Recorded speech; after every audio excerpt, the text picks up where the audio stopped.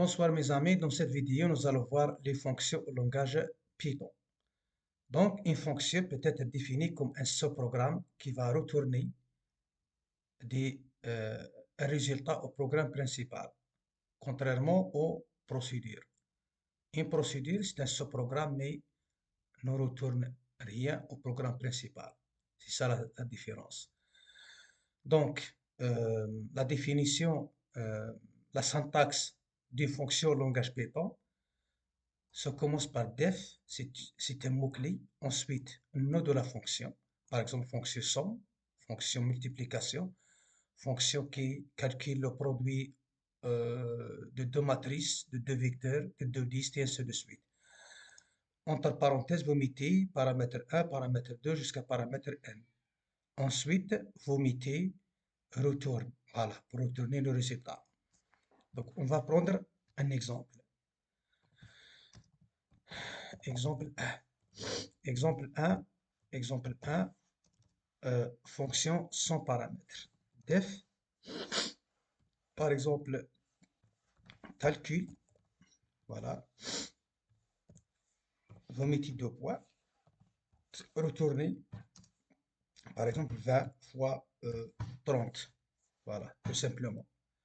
Donc, lorsque vous exécutez cette fonction, ne rien envoyer, parce qu'on n'a pas encore donc appelé cette fonction.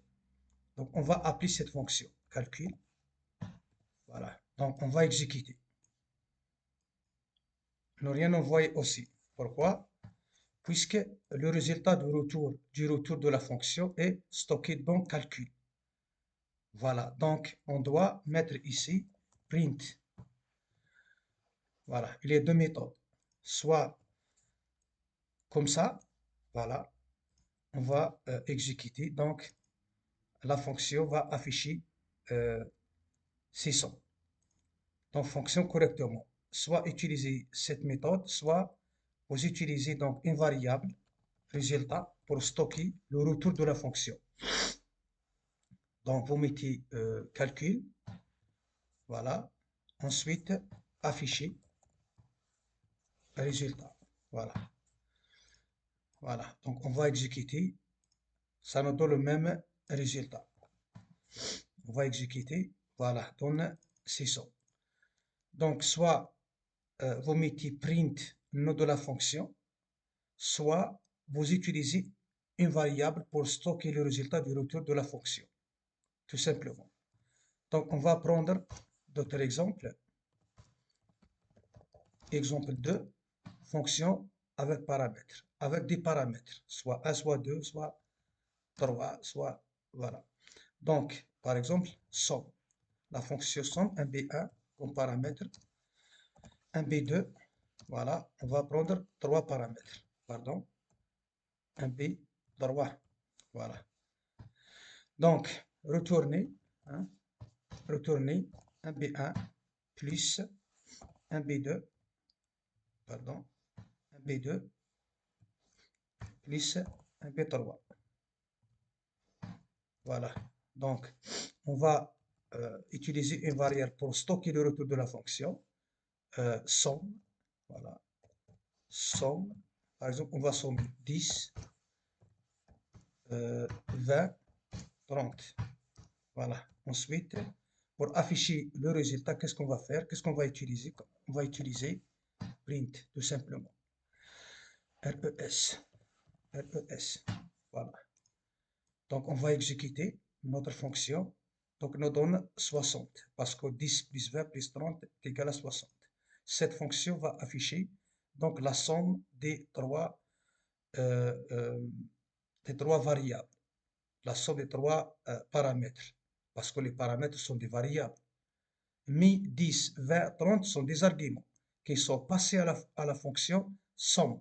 Donc 10 sera copié dans un B1, 20 un B2, 30 sera copié dans un B3. Ensuite, la fonction va retourner la somme de ces trois arguments. Tout simplement. On va prendre un autre exemple. Exemple 3. Def, par exemple, formule, x, un seul paramètre. Donc, retourner, hein, retourner, par exemple, x puissance 2 plus 10 fois, pardon, par exemple, 5 fois x moins 10. Moins 10, voilà. Donc, on va exécuter cette fonction. On va utiliser donc une variable pour stocker le résultat, formule, tout simplement. On va lui donner la valeur 5 comme un argument. Donc, ensuite, print R. Voilà, tout simplement. Voilà. Donc, on va calculer l'image de 5 par rapport à la fonction, ou bien par la fonction formule. Voilà, on va exécuter. Voilà, le résultat est 40. Donc, 5 sera passé comme un argument, hein, à la fonction formule qui sera copiée donc dans x.